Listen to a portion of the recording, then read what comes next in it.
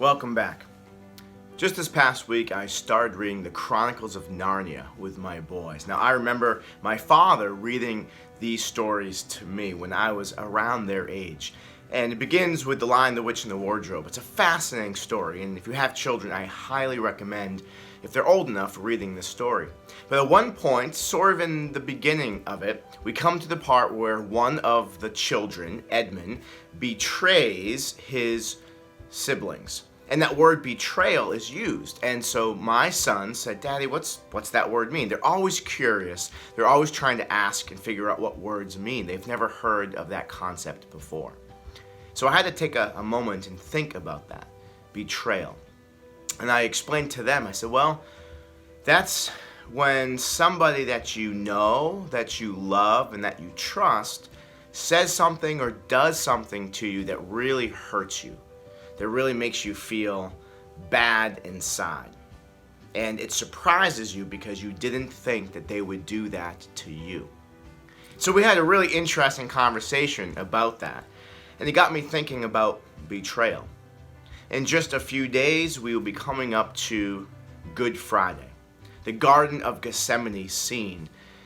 And in that moment, one of Jesus' closest friends, one of his trusted 12, Judas, the scriptures say, betrayed Jesus with a kiss. That was the clue, the giveaway, that was the man that the Roman soldiers should arrest. So Jesus knew what it meant to be betrayed by a friend. Later that night, perhaps one of his closest friends, Peter, denied even knowing Jesus for fear of what that might do to his reputation, fear of being in trouble as well. So 3 times he denied even knowing Jesus. Probably, we've all experienced moments of betrayal, or moments of hurt, sadness, pain when a friend or family member or somebody has hurt us in a way that we didn't think they were capable of. We never thought they would have done that. But we're not alone in those feelings. Christ knows what it feels like to be betrayed. He went through that pain, that sadness, that sense of loss. And even when he was on the cross, looking out among many who in their own ways had betrayed him, this crowd of people who sung his praises just a week earlier as he was riding into Jerusalem were now calling for his life. But he said, "God, forgive them. They know not what they do." And the hope of Easter is that there is hope. That the pain of betrayal can be healed through the power of forgiveness. So I encourage all of us today to think about moments in your life, maybe recently or maybe long into the past, that you have felt betrayed. And turn to God. Ask for the power and the strength to forgive and to release that person or those people.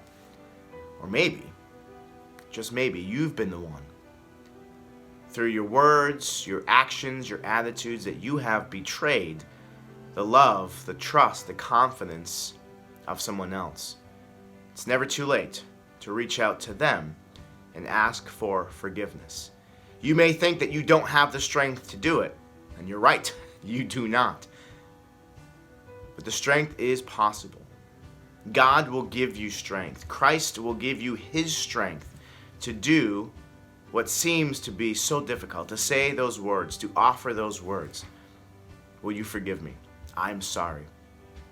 And as we, maybe through our memories, through our minds, re-enter into the pain of that Good Friday, know that the hope of Easter is there, is available. And you don't have to wait until Easter Sunday to feel the freedom of forgiveness and the hope of reconciliation.